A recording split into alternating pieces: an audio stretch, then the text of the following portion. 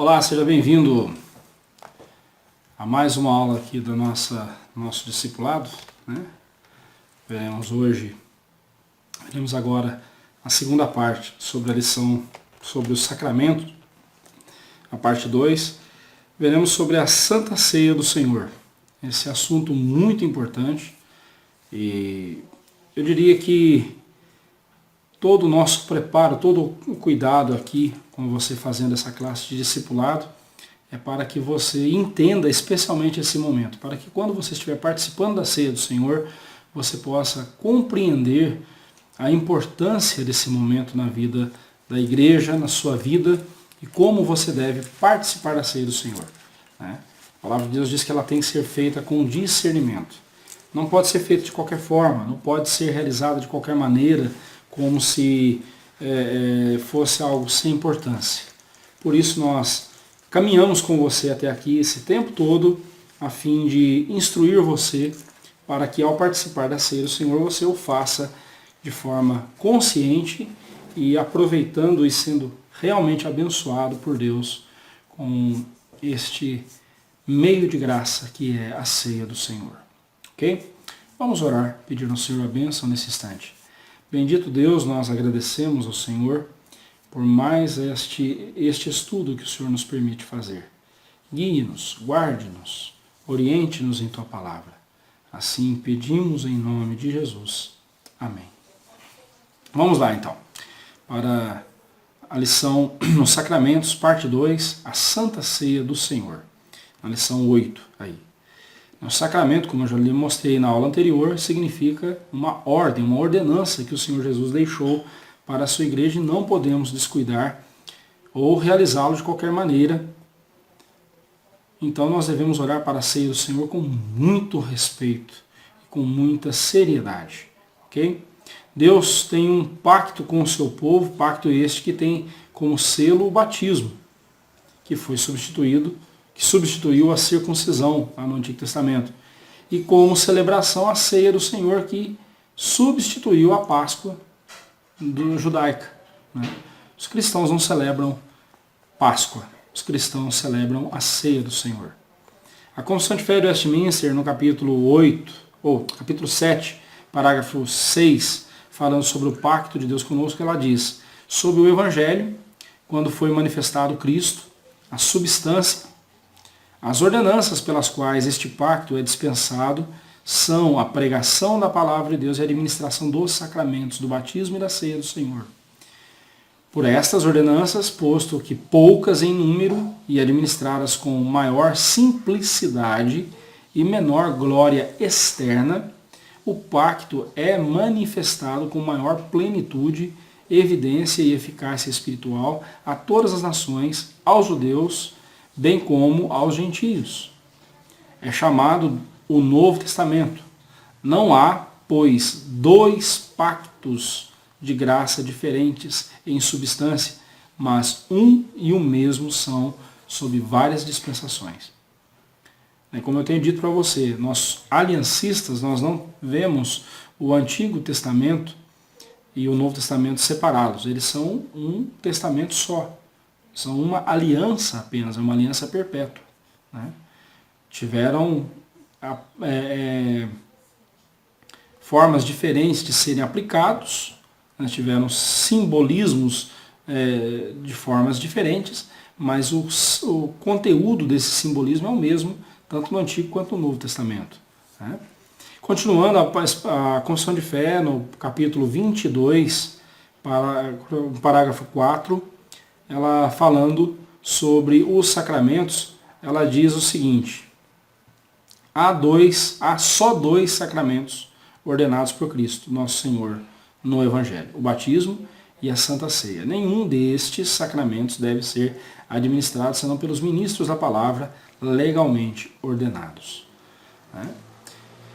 Bem, a primeira pergunta que surge aí: qual a importância da Santa Ceia na vida do crente, né? A Igreja Presbiteriana, assim como as demais igrejas verdadeiramente evangélicas, reconhece apenas dois sacramentos, ou duas ordenanças, que é a ceia e o batismo, como eu já expliquei isso, né?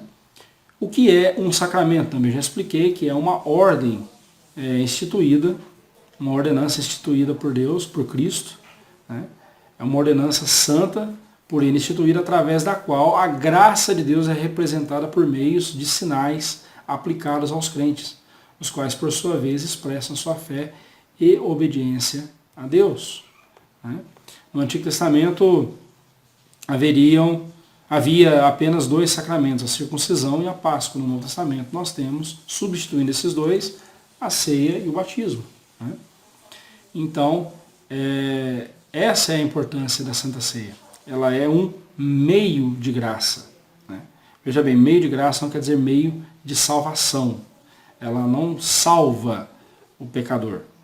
Ela é um meio de graça, ou seja, por meio da ceia, Deus comunica a sua graça ao coração do pecador, santificando. A bem da verdade, quando nós dizemos meio de graça, estamos falando de meios de santificação.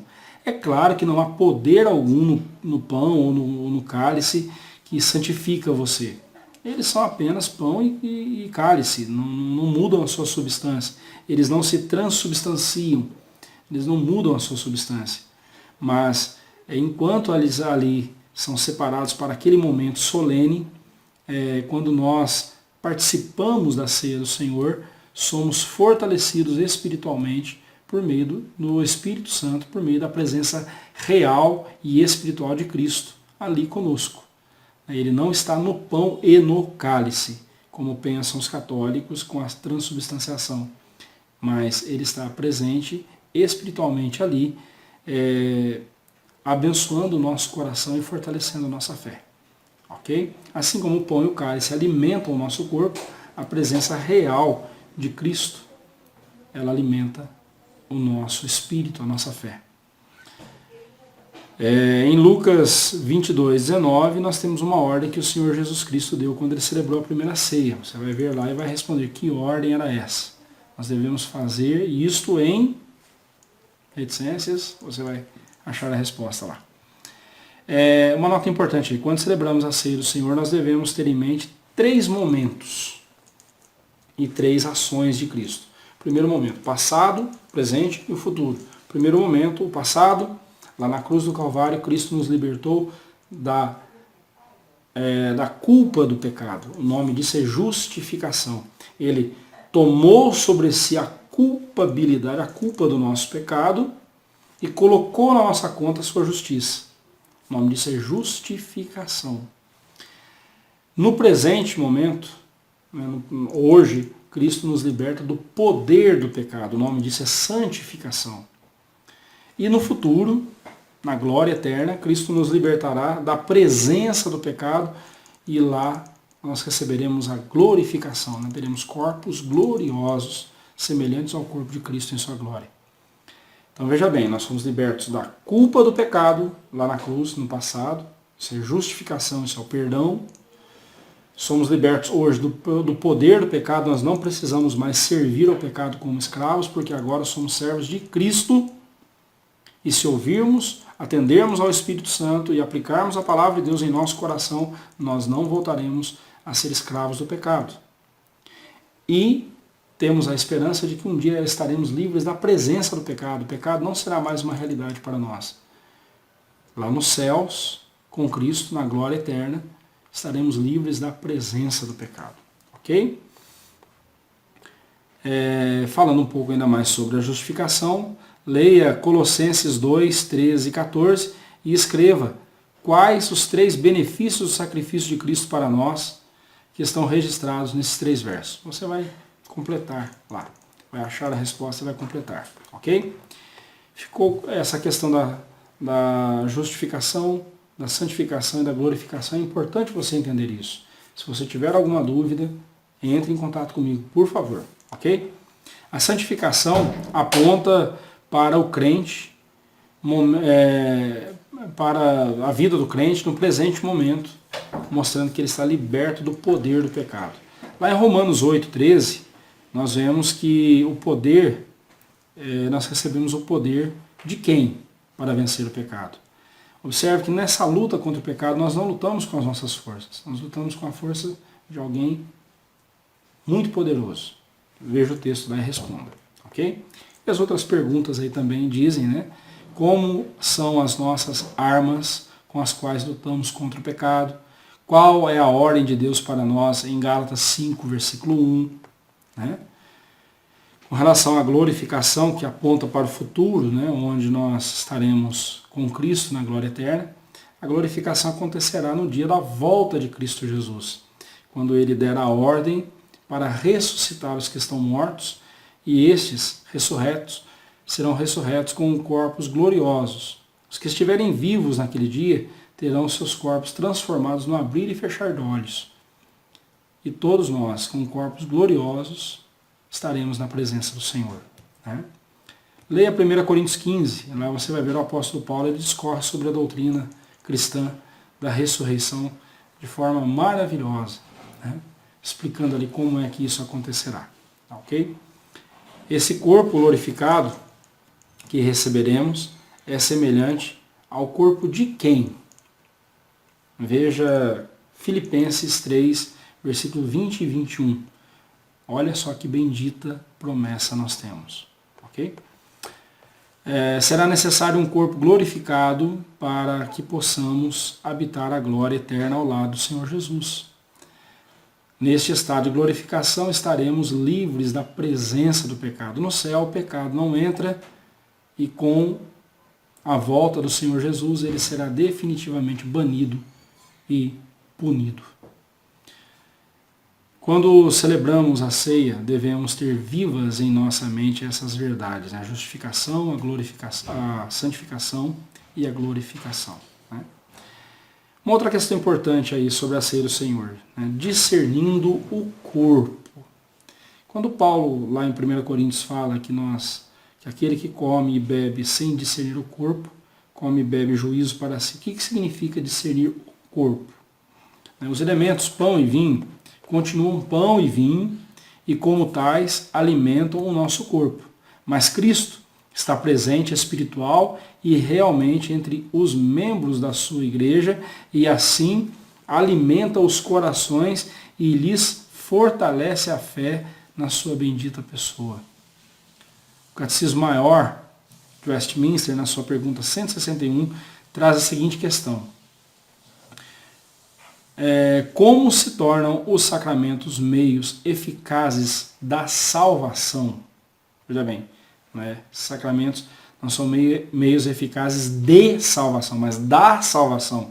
Então são meios pelos quais a salvação que Deus efetuou em nós, ela é vista em nós.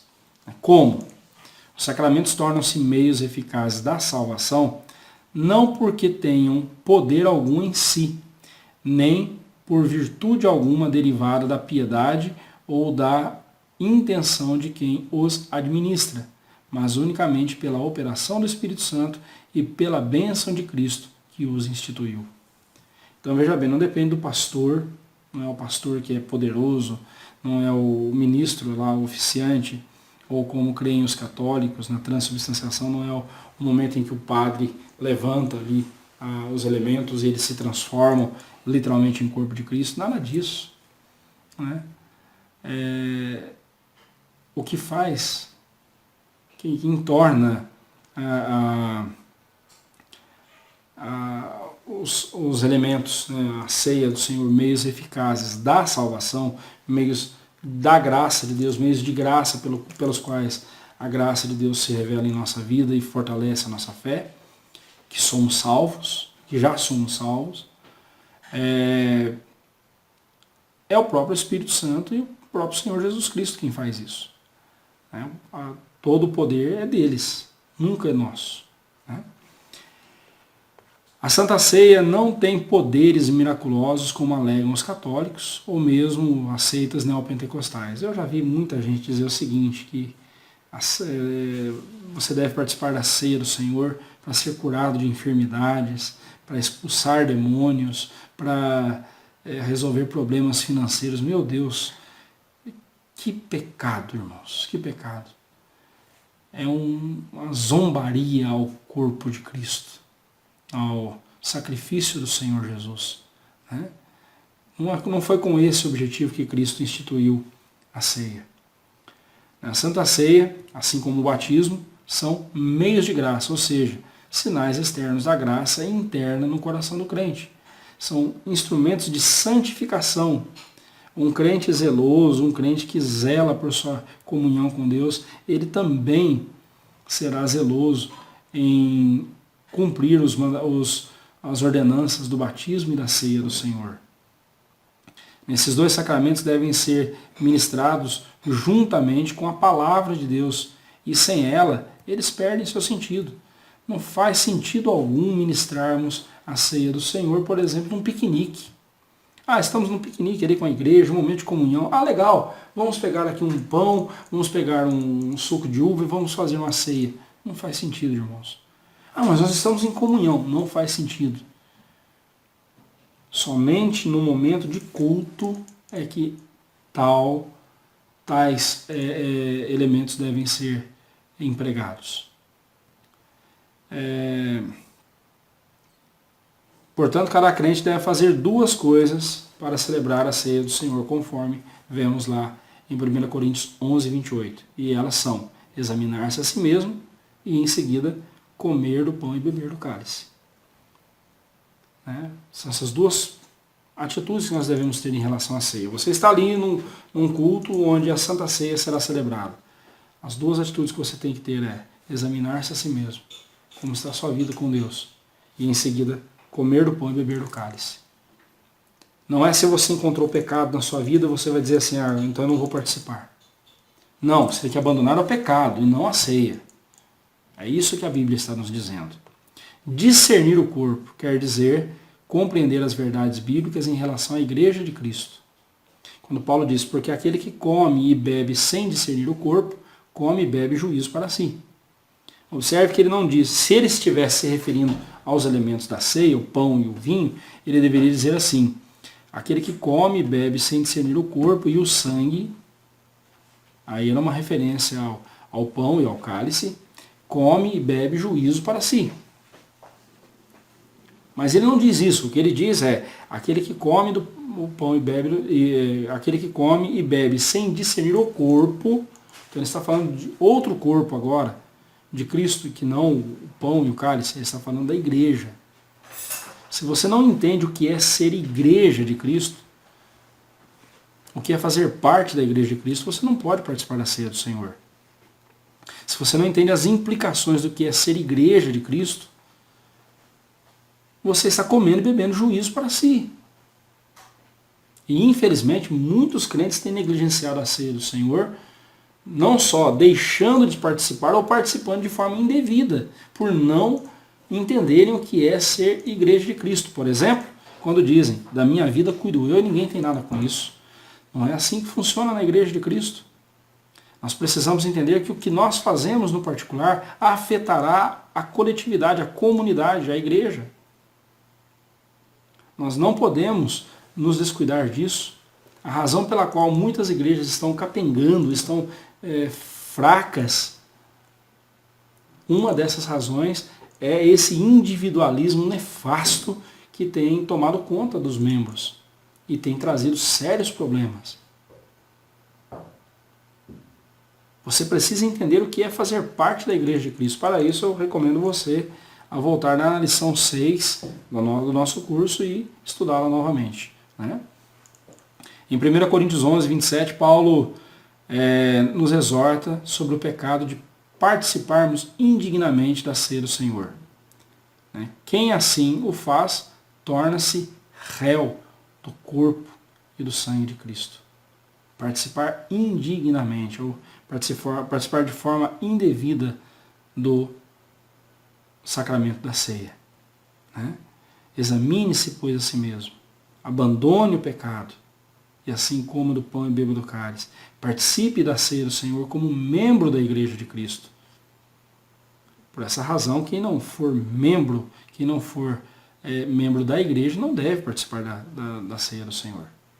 Bem, vocês que me conhecem sabem que toda vez que vamos celebrar a ceia, eu deixo bem claro e cito até exemplos de igrejas e seitas que não devem fazer parte conosco da mesa do Senhor, embora a ceia do Senhor ali seja, a mesa não seja da igreja presbiteriana, mas seja do Senhor Jesus, é importante deixar bem claro que somente quem é membro da Igreja de Cristo pode participar naquele momento. Né? Vocês já me viram várias vezes na igreja, nesse momento, dizendo quem deve e quem não deve participar. Né? Vamos em frente aqui. A recapitulação, então. Aliás, antes da recapitulação. Ser réu do corpo e do sangue de Cristo quer dizer ser culpado por fazer algo sem discernimento.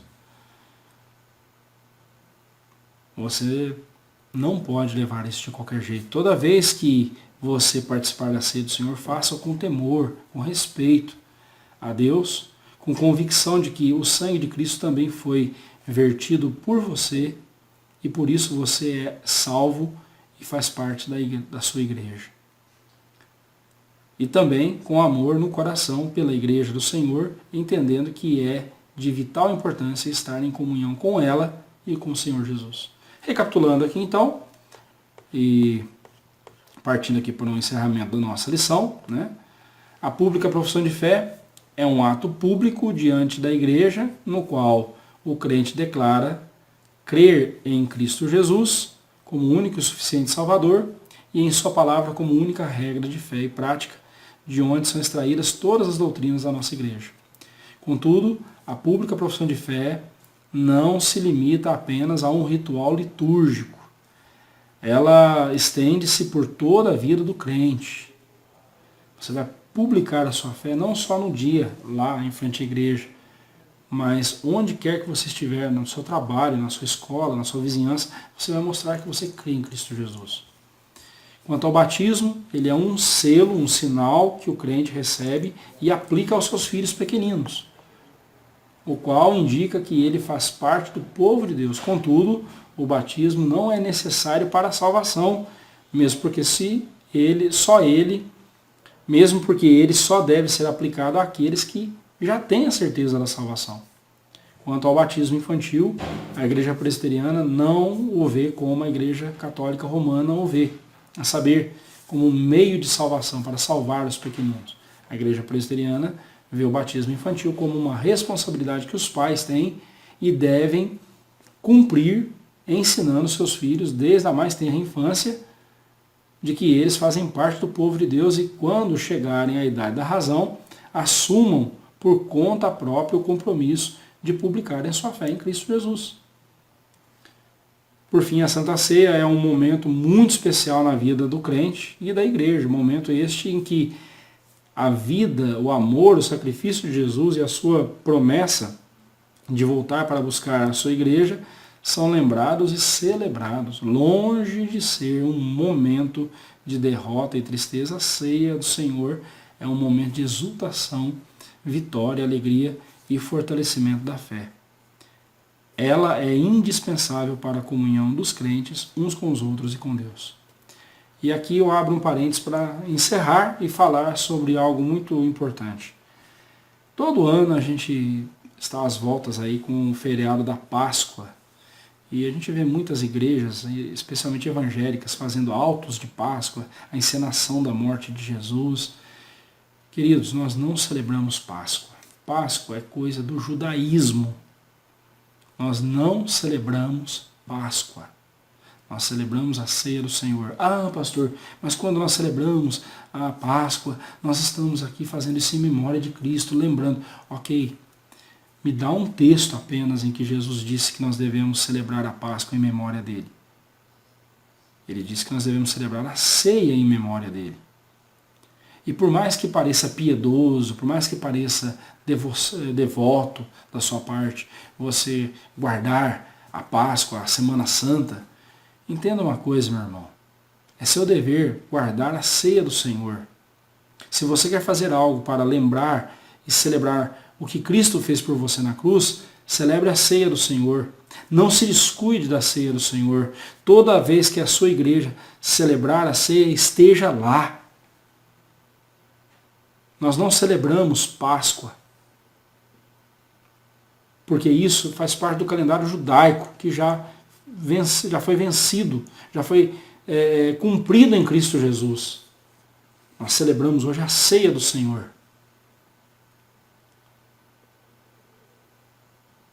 Você não precisa de uma semana santa.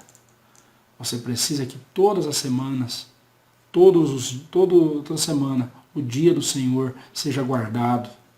E no dia do Senhor em que a ceia for celebrada, você celebre a ceia do Senhor.